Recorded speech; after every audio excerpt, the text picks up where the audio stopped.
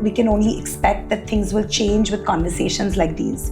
Because this is where the change actually will begin, in conversation, in sisterhood, in progress.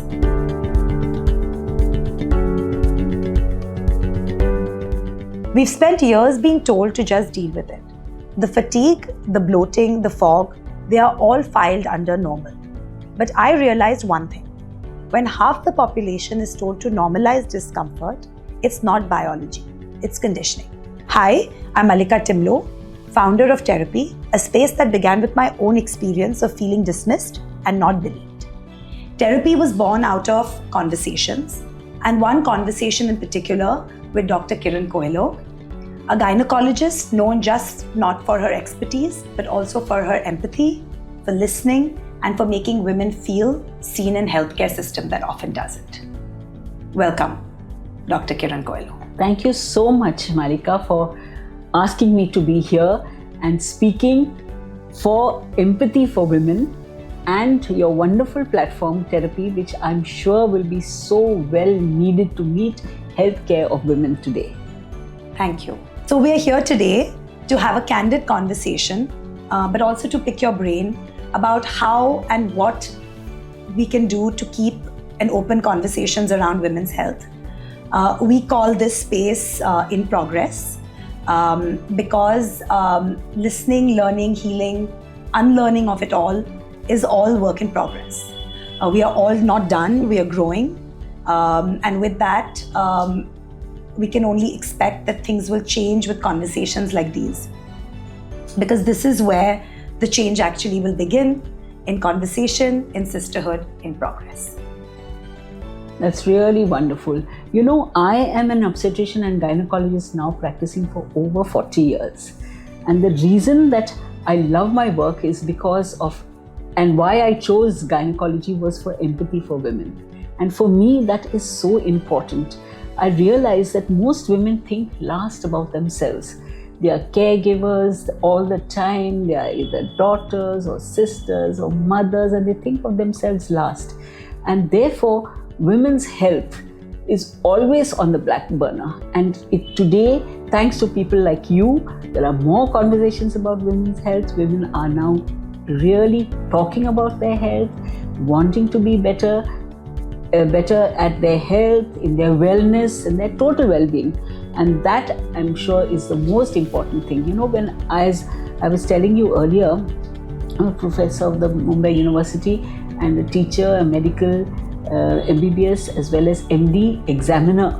And over the years, we found in teaching, there are 4 tenets for a diagnosis. So first you take a good history taking, ask the patient all about her symptoms and her family history and her personal history and her diet, etc., etc., etc. You have a long conversation. First is the history taking. Then is the clinical examination. Then are the diagnostics, and then you come to your final diagnosis and treatment. Now, to me, and I'm really old school, Malika, to me, the most important, this is what I teach all my students, the most important is the listening. The most important is the history taking, because most women are very reluctant to actually come out with their symptoms. So if you spend time and listen and draw out, you get the trust of the patient. Once you have the trust of your patient, she will come out with all her problems. Yeah. And most women are really reticent. So once they get that trust in you, once you get a rapport, then you will be able to come to a diagnosis and really treat the woman as a whole, rather than just treat her symptoms. Yeah, I think I think that is just such an important conversation, because if I think back about when I met you for the first time, right? I don't even know how many years ago that was, and I think when I came to you, I was at my wit's end. I think I had seen every doctor that I could possibly see. I was going through all these symptoms. Nobody seemed to tell me what was going on. The answers that I got and prescribed antidepressants because people thought that it had to do with me. I think when I came to you for the first time, I remember for the first time exhaling. And I think that I exhaled because I think that I don't think that in all the experts that I had seen, anybody had given me the time to actually listen to how I was feeling. And for me, that was just a turning point. In fact, if I have to remember, I don't even know whether you do, but one of my most strongest memories I remember was I think I had a surgery, and I was, in my hospital room, and you walked in to, do your regular checkup, and you were walking with your interns. And while I was lying there, ready to kind of tell you, what was happening and how, uncomfortable I was feeling, you walked in after asking me, Mallika, how are you feeling? The first thing that you did, which I don't think that I have ever heard before, and I don't think that I have ever heard after, was that you actually turned, to the interns who accompanied you and said, you can learn everything from textbooks. You can learn everything, in the OT, and you can learn everything in your classrooms. But the one thing that you need to learn here in this room is that if a woman is telling you that she's in pain, believe her. And for me, it was just a turning point. So I think taking that into account, I really have to ask, why do you think listening is just so undervalued when it comes to healthcare, and in women's healthcare in particular? Well, women's healthcare over the years, as I said, women are reticent to really come out. And if you really go to see in research for women, historically, all research was done on men, because women were never included in research projects for, say, for example, myocardial infarction or, any other this thing, because they were not good subjects, in the sense women could have been pregnant, they had their hormonal swings, they had their mood swings, etc. So women were always considered, second. The man had to be taken care of. All the research was done on men, and women just followed as part of it. And therefore, that was very bad, because over the years, we women are protected by, say, for example, a study which I had gone through where myocardial infarction or heart attack was studied. And all the studies there heretofore were all done on men. Now, women are protected by estrogen. So up to menopause, women do not get heart attacks or myocardial infarction, protected by estrogen. But after menopause, the incidence of heart attacks in men and women are the same. Now, when it comes to myocardial infarction in women, all the research is always for men. Yeah. The symptoms are different. They may not, even the cardiogram is different, the ECG, everything is different.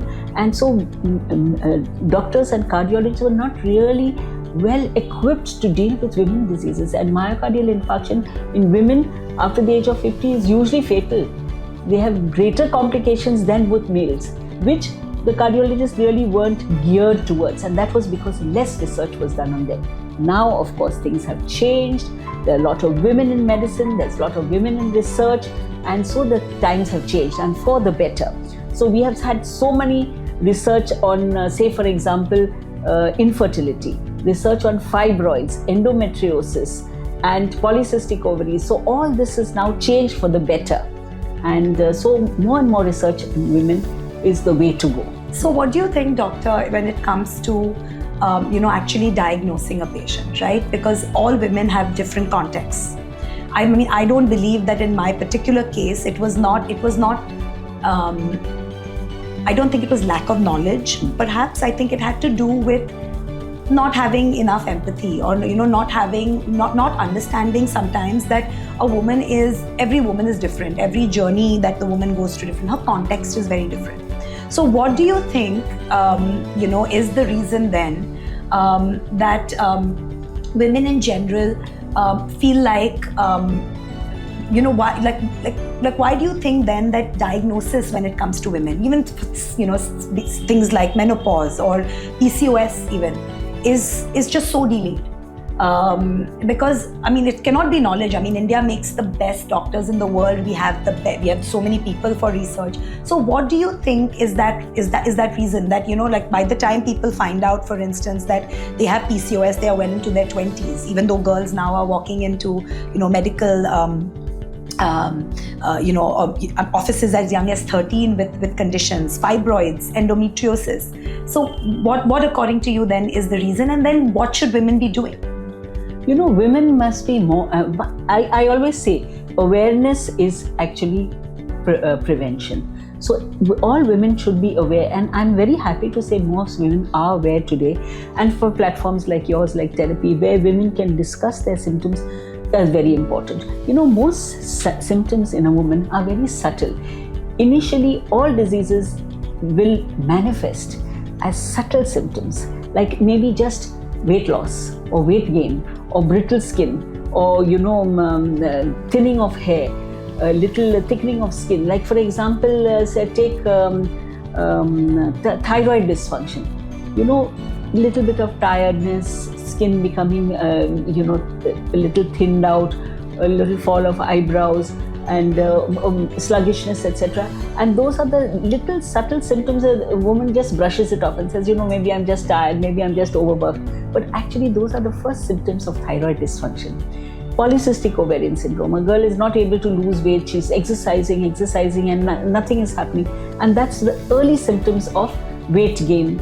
Hirsutism, hair, acne, pimples, etc., irregular periods. Those are the first subtle signs of polycystic ovaries. So one has to take a very detailed history, sit with one's patient, take a long time, find out the subtle nuances of the patient, and what she may actually talk about is not actually what she feels, and what is the actual diagnosis.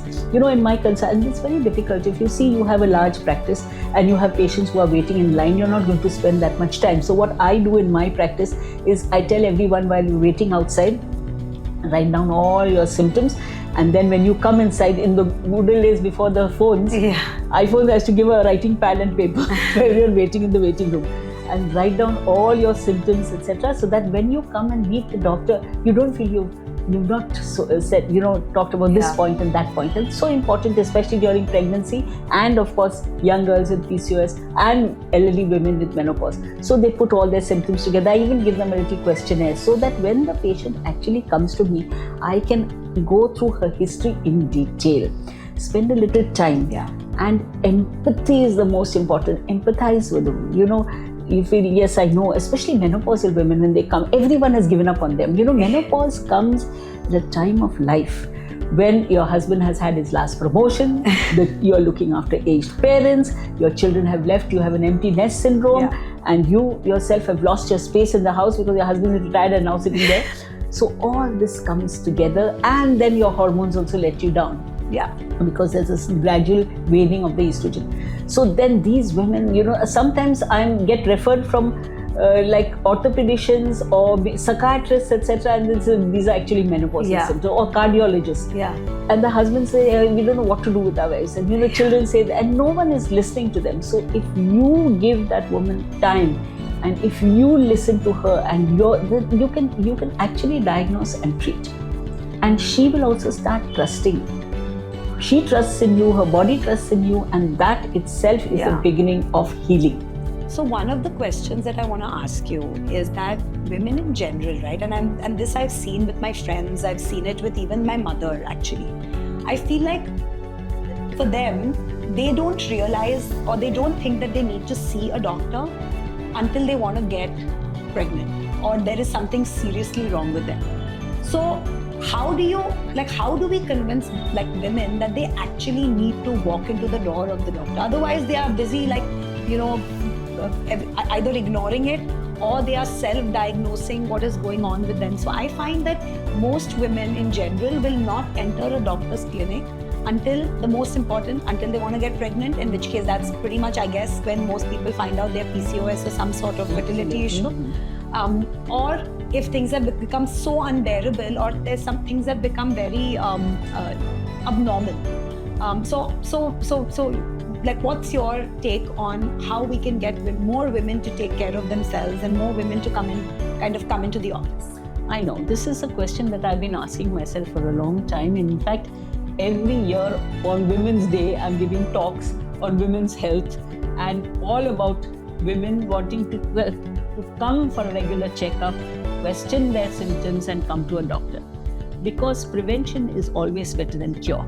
And most diseases, women's diseases, hormonal imbalance, menopause, PCOS, thyroid, all these problems are to diagnose your subtle symptoms and then after deal with it before they become very severe.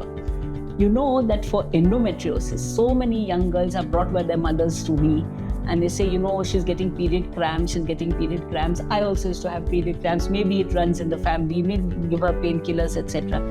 And in actual fact, these young girls have endometriosis. We know for a fact endometriosis is a condition where you bleed outside the uterus as well as inside, giving rise to chocolate cysts in the ovaries, etc. A very painful condition. And that starts, and we know today that 30% of endometriosis cases, it takes 7 to 12 years before they are actually diagnosed. Wow. So young girls who actually have painful period, it's not always just because they've not had a baby or just because their mothers had, it's because they have subtle endometriosis. And if we had treated endometriosis earlier, they wouldn't land up with infertility with large chocolate cysts and blocked tubes.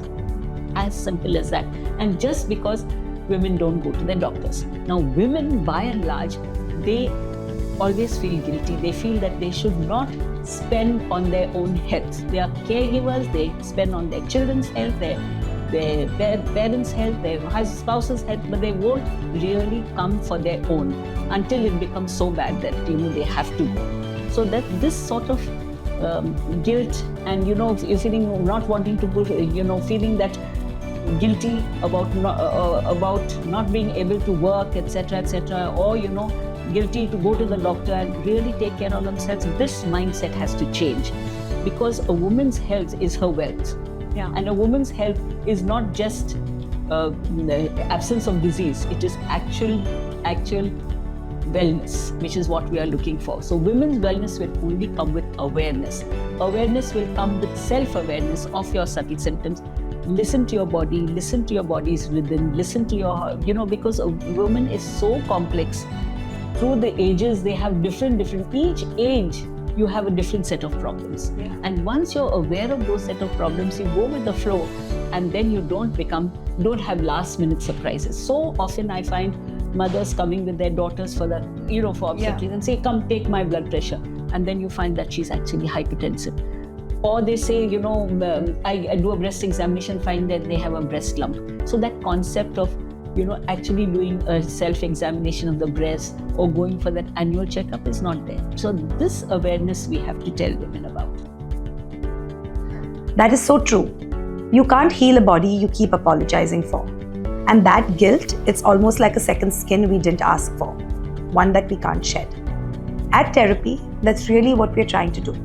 Help women pay attention to what their bodies have been trying to say all along and remind them that they too belong on their own list of care.